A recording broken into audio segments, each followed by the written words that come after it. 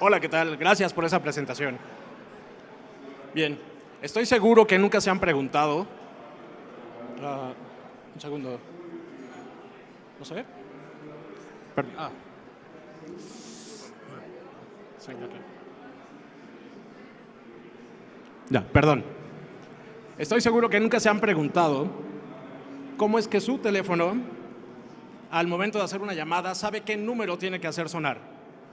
Mejor aún, si tengo a mi amigo Daniel, que vive en Cuernavaca, y yo le marco a mi amigo Daniel, y él está aquí en Ciudad de México, ¿acaso la llamada llega hasta Cuernavaca y regresa?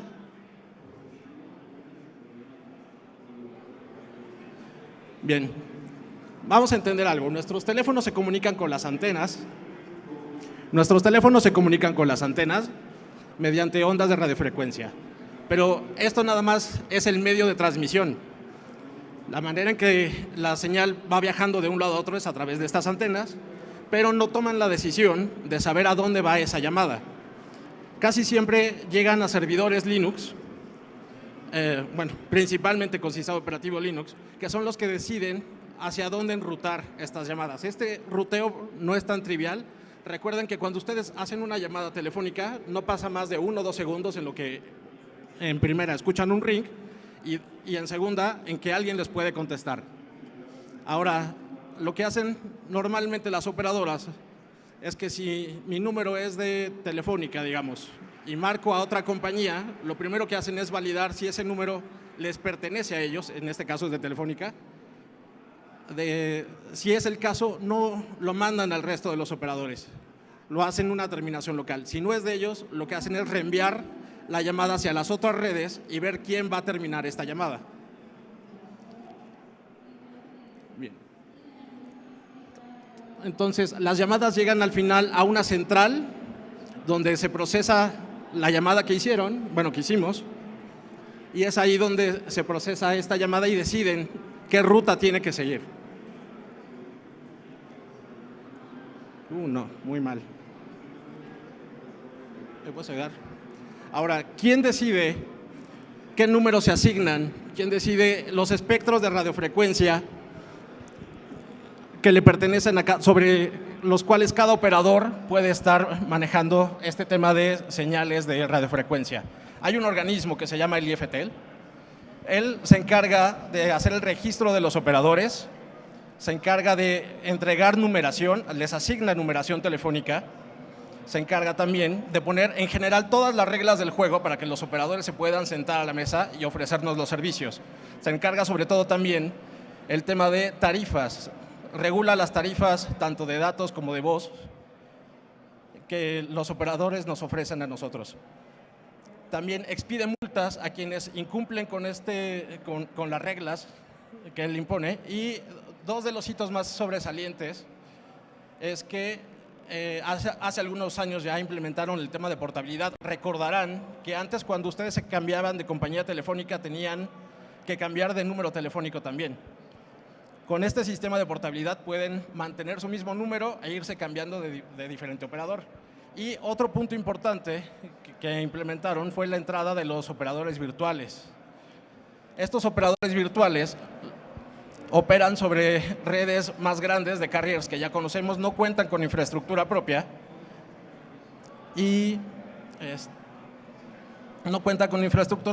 pero llegan a algún acuerdo con los carriers y trabajan sobre su red. Entonces, de esta manera nos pueden ofrecer más paquetes de minutos y de servicios. Siguiente. No, perdón. Listo. Ahora, ¿cómo se encuentra? Veamos un poquito la distribución del tráfico, no del tráfico, de los clientes que tenemos. Siguiente, por favor. Bien, no es una sorpresa que para el caso de los números móviles tenemos a este top de operadores con el cual Telcel tiene la mayor cuota de mercado. En el caso de los números fijos, siguiente, por favor. Bien, es Telmex el que tiene la mayor cantidad de suscriptores. Y haciendo un recuento, siguiente, haciendo un recuento de la numeración con la cual se tiene asignada, el IFETEL ha entregado alrededor de 980 millones de números. No quiere decir que todos estos números están disponibles, es decir, si ustedes marcan alguno de estos números, no forzosamente alguien les va a contestar. Simplemente estos números se asignaron a algún operador, le pertenecen ya sea a Telcel, a Telmex, AT&T, etcétera. Y cuando uno realiza una contratación de una línea, del universo de números telefónicos que ellos tienen disponibles, nos asignan un número telefónico a nosotros. Pero el universo de números que ha asignado hasta ahora el IFETEL, de acuerdo a los datos del 2023, son 980 millones. En el caso de números portados, son alrededor de 100 millones de números que se han portado hasta la fecha. Es decir, personas que han contratado una línea con un operador y al final han decidido cambiarse hacia otro operador. Siguiente, por favor. Bien, ahora, ¿cómo se distribuye la numeración? Gracias. ¿Cómo se distribuye la numeración entre las diferentes poblaciones? Ellos manejan algo que se llama número de identificación regional, lo que comúnmente nosotros conocemos como LADA.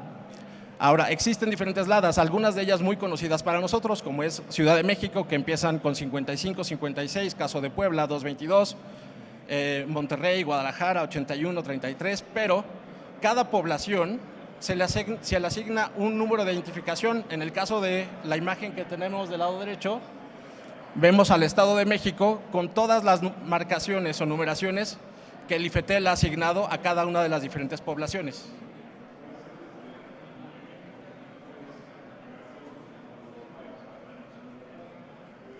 No, tampoco. Okay. Bien, ¿dónde podemos consultar toda esta información? El IFETEL tiene un documento público, el cual concentra toda la numeración que le ha entregado a los diferentes operadores. La verdad es muy tedioso estarlo revisando. Tiene, como pueden ver, columnas como el municipio, el número de identificación, el número de serie, la numeración inicial y la numeración final que se le entrega. Generalmente son bloques de 5,000 o 10,000 números los que se van entregando.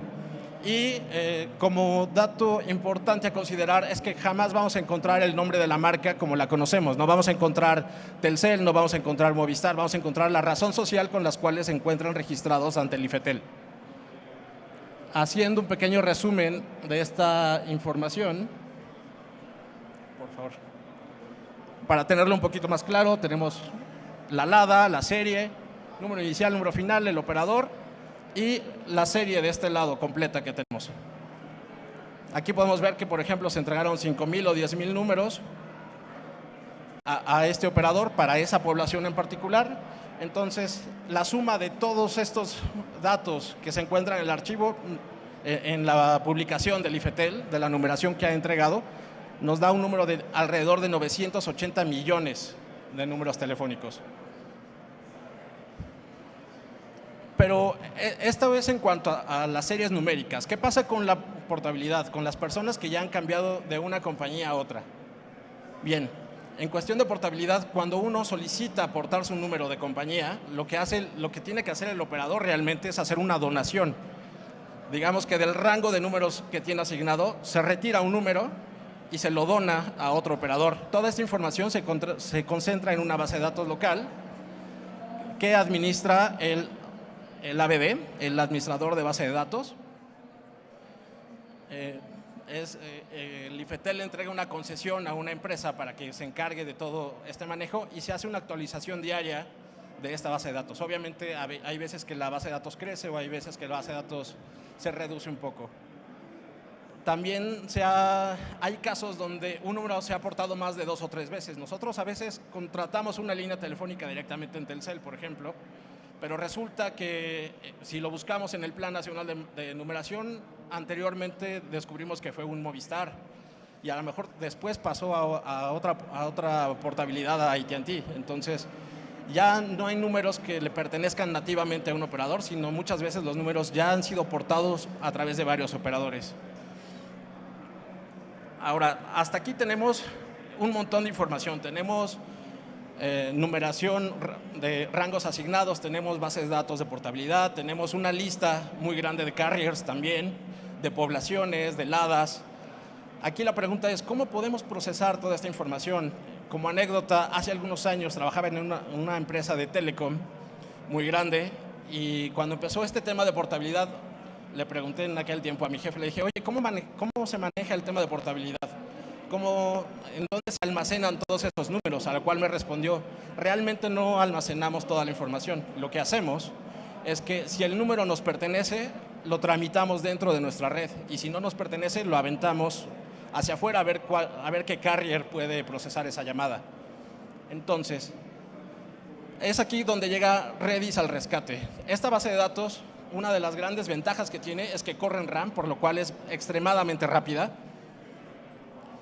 También es fácilmente escalable, se puede clusterizar, se pueden implementar réplicas que nos permitan crecer y manejar grandes volúmenes de información, y sobre todo ofrece diferentes estrategias para procesar la información, ya sea conjuntos, arreglos o listas. Veamos un par de ejemplos, por favor. Tampoco el láser. Bien. Ok, ¿cómo podemos procesar esta información? Tenemos las herramientas de string. Podemos definir un número telefónico y al final activarle una bandera para saber si el número está vivo o si está asignado. Esa es una estrategia que podremos utilizar para procesar la información. Todo esto depende también del enfoque o la necesidad para la cual necesitemos procesar todos estos datos. Otra manera de que podríamos hacerlo es definir una LADA como la llave y el valor, establecerlo como el rango que va de la serie inicial a la serie final, lo cual después con algún lenguaje de programación tendríamos que separar, hacer un split de este dato para poder determinar si el número que está entrando está dentro del rango establecido. También tenemos otras herramientas como son los hashes, donde podemos setear mediante llave valor para una LADA y poder acceder a la serie inicial o a la serie final mediante una llave. Es decir, si yo le pongo hmget la LADA, que es 442 espacio serie inicial, me regresaría el primer dato. También tenemos lo que son conjuntos. Podemos en una sola LADA concatenar una enorme lista de números telefónicos que le pertenecen a esa LADA. Entonces, dependiendo el objetivo por el cual estemos realizando la solución, podemos implementar cualquiera de estas opciones, o mejor aún, alguna combinación de todas ellas que nos permita procesar toda esta información. Ahora, vamos a ver un breve ejemplo. ¿Me ayudas a darle clic al video? Es un video. Bien. Esta es una pequeña demo. Es un BPS con 6 núcleos. Como pueden ver en la parte inferior derecha, cuenta con 16 GB en RAM. En la parte superior tenemos instalado un servidor de VoIP, un free switch, que se encarga de recibir todas las llamadas y extrae el número telefónico desde el cual están haciendo la llamada, lo compara contra la base de datos. Para este ejercicio solamente se desarrollaron todas las series de Ciudad de México, que son LADA 55 y 56. Estamos hablando de alrededor de 86 millones de registros. Quiere decir que todas estas llamadas que están llegando al equipo van contra la base de datos, y si alcanzan a ver, si no, ahorita lo vemos, del lado izquierdo están los tiempos de respuesta. El invite es cuando se recibe la llamada y el 200 OK es cuando se responde. Entonces, en ese inter de milisegundos, el sistema está consultando a la base de datos con todos los registros que tiene y entregando una grabación. Del lado izquierdo inferior podemos ver la cantidad de llamadas que van llegando y el top, que son 8 peticiones por segundo. Por limitantes de la demostración, no se pudieron incluir más servidores que originaran llamadas para recibir de este lado más tráfico e incrementar el número de transacciones por segundo. Listo. Bien.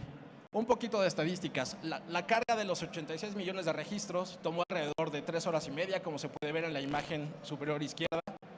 En la imagen del medio, del lado izquierdo, podemos ver el total de registros, cómo fue creciendo. Y en la parte inferior alcanzamos a ver que fueron alrededor de 7,000 transacciones por segundo las que se realizaron durante la carga de esta información.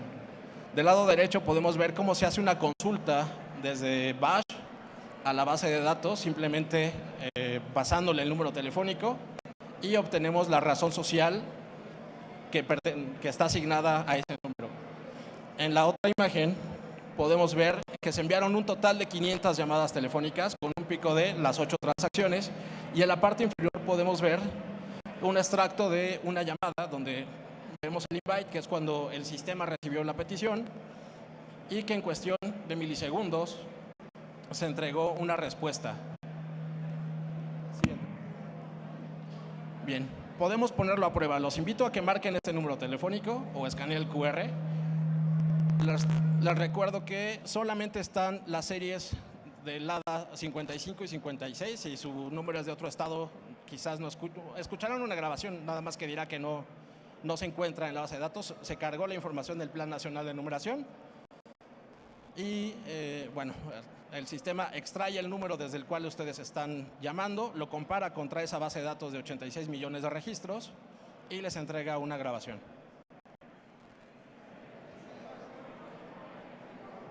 Esperamos, si quieres, un poquito más.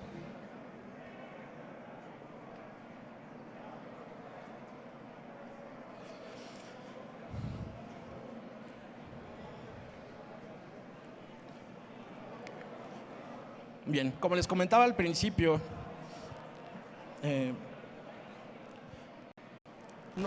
no existía un sistema que pudiera almacenar y procesar toda la información que genera el Plan Nacional de Marcación, así como la base de datos de portabilidad. El ofrecer una solución que maneje toda esta información realmente optimiza el proceso al momento de hacer una llamada, traduciéndose en la reducción del tiempo de establecimiento de llamada. Listo, siguiente. Bien, eso fue todo por mi parte. Muchas gracias y gracias a Nerdearla por la invitación. Súper, Julio. Vamos a pasar entonces a una sesión de preguntas del público. Primero, antes de asistir con los que nos están viendo, un beso a todos los que están en la transmisión. ¿Quién del público? ¿Tenemos alguna pregunta del público por aquí? ¿No? Bueno, tenemos varias preguntas acá en el chat de SwapApp. Julio, ¿cuántos millones de registros soporta? O sea, vemos esta demo, hicimos 500 llamadas, pero a escala real, ¿cuáles son los datos duros que nos puedes entregar después de tu experiencia que has vivido? Bien, he podido procesar hasta 200 millones de números, tanto en numeración de México y numeración de Estados Unidos. También, por ejemplo, el Plan Nacional completo de Estados Unidos se puede provisionar. Wow. Y en cuestión de llamadas depende también de mucho del sistema de voz que se esté utilizando. Este sistema que se implementó para la demo es un free switch, el cual maneja media. Cuando quieres escalar, tienes que distribuir la media hacia otros servidores para que nada más se maneje señalización sobre los servidores que van a recibir la mayor cantidad de tráfico. Es decir, hay que encontrar un esquema de balanceo tanto de base de datos como de voz para poder rutear todo este tráfico. Excelente, Julio. Es increíble la cantidad de transacciones. Que una base de datos que de 16 gigabytes de memoria, ¿no? Sí, y sobre todo sorprende el tiempo de respuesta. Claro. ¿No? Que al final del día, como usuario final, lo que uno busca es esa transacción ágil, rápida, poder tener una conexión directa, ¿no? Y de repente que estés ahí colgado 10, 15 segundos, o sea que estamos anotando tu llamada o algo así, es de que sabes que ya va, ¿no? Entonces es un gran approach. Y bueno, también veo por ahí que movieron el micrófono, ¿no? Voy con otra pregunta que tenemos acá en el chat. ¿Cuántos recursos consume esta aplicación? Ahorita nos mostraste una demo, pero ya con un montón de números registrados, aprovisionados. A escala productiva, ¿cuántos recursos realmente toma? Realmente depende de la solución que uno esté buscando. Se podría segmentar por LADAs, por ejemplo, o se pueden escoger otro tipo de estrategias para procesarla. Perdón, ¿me repites la pregunta? Claro. ¿Cuántos recursos consume? ¿Cuántos recursos? Vaya, principalmente consume memoria RAM. Okay. El procesador realmente muy poco. El procesador y el disco duro se lo lleva la solución de voz realmente, que es la que procesa la llamada. Y en cuanto a disco duro, pues las grabaciones que se están generando y entregando al usuario en ese momento. Claro, pero en ese caso es el heavy workload que se lleva otro proceso, no la base de datos directamente. Es correcto, la base de datos. Además, como ventaja tiene Redis que no tienes que recargar ninguna información. Si tú entras a la base de datos y modificas un dato en vivo, el cambio se ve reflejado inmediatamente. No tienes que recargar absolutamente nada. No es una respuesta, es una respuesta consistente entonces. Haces un cambio, inmediatamente tienes una actualización increíble. Perfecto. Vuelvo con el público. ¿Algo por acá? ¿No? vamos con la última pregunta, si te parece bien. Julio, ¿cuánto tiempo tarda esto en escala productiva a que te transaccione? Es decir, desde que yo levanto el teléfono hasta que ya me enrutó correctamente con el proveedor. Ahí entran también muchos factores, sobre todo de la red celular, desde dónde estás haciendo, que tengas buena señal, que no sea un evento, por ejemplo, que tengas cobertura. Realmente en telefonía, cuando no conecta una llamada, puede ser por un montón de cosas. También considerando que estos servidores principalmente están en data centers, muchas veces en México, en las ciudades principales, o de plano en Estados Unidos. Entonces quiere decir que la llamada que estás haciendo, para el caso de esta demo, va hasta Estados Unidos de alguna manera y regresa hasta tu línea telefónica, ¿no? Para que la puedas escuchar. Y toda esta latencia, digo, no directamente está relacionada con la carga de trabajo, sino con la conexión, el centro de datos. Correcto. Las cosas fallan y fallan todo el tiempo también. Sí, también depende qué calidad de centro de datos estés colocando tu solución, ¿no? Claro, entiendo. Entonces eso está distribuido, ¿es cómputo distribuido o como tú decías, por ladas, ¿no? A lo mejor en Monterrey hay un centro de datos utilizando esta solución, en Ciudad de México, en Guadalajara, como para tener una mejor respuesta al usuario final, en lugar de centralizar en un solo punto, ¿no? Es correcto. Excelente. Oye, Julio, a mí me parece un excelente tema, me ha sorprendido realmente. He estado históricamente relacionado en temas de gobierno, por ejemplo, con el SAT, los 89 millones de registros del RFC, y esta solución creo que es un caso de uso que se puede extrapolar perfectamente a eso. Exacto, este ejercicio se hizo con la parte de telefonía, pero lo puedes mover muy bien también a un escenario de transacciones bancarias o de manejo de saldos. Excelente. Excelente, Julio. Oye, pues me parece un increíble tema. Te agradecemos muchísimo la sesión. Antes de darle un fuerte aplauso, Julio, ¿alguna otra pregunta del público? Por ahí tenemos, ¿quién me regala un micro? ¿Un micro por acá? Producción, producción.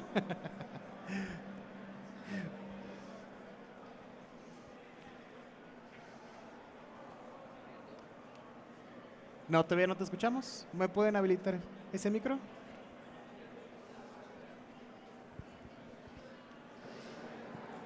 ¿Ya? Ok. Listo. Bueno, mi pregunta es básicamente que escuché que las llamadas se van guardando, o sea, lo que se habla, algo así. Tienen algo que es como que si la llamada dura 1 minuto, lo que se habló en esa llamada se va guardando. Sí, todas las llamadas que se realizan se van registrando. Es algo que se le llama un CDR, Call Detail Record.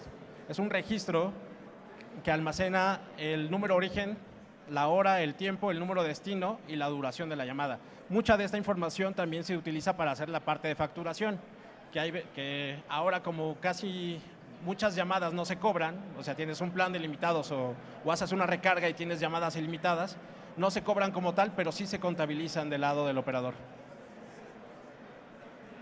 En ese sentido, Julio, supongo que, digo, hoy ya no hace mucho sentido, como bien dices, porque tienes llamadas ilimitadas, pero por ejemplo los operadores virtuales móviles, sé que contratan bolsas a los proveedores que sí tienen infraestructura y seguro ese detalle de facturación sí les sirve para poder decirle, no sé, Telcel a Pillofón, ¿no? Sí, muchas veces, aunque no nos entreguen una factura como tal, del lado del carrier, todo ese registro se lleva. Y también tienen un tema de regulación que deben cumplir, que si llega una autoridad y les exige un registro de todas las llamadas hechas a algún número, o dentro de un periodo, ellos tienen que entregar esa información. O sea, aunque no te entreguen la factura, la información se almacena y se procesa. Como tal, no guardan la grabación. Exacto, eso es algo que quería hacer un follow-up. Además, sería un mundo de información, de storage que necesitarías para guardar tantas llamadas telefónicas. Ahora está la nube. Perfecto, Julio. Bueno, pues, ¿algo más acá en el público? Bueno, pues vamos a darle un fuertísimo aplauso a Julio, vamos a despedirlo. Muchas gracias por la sesión.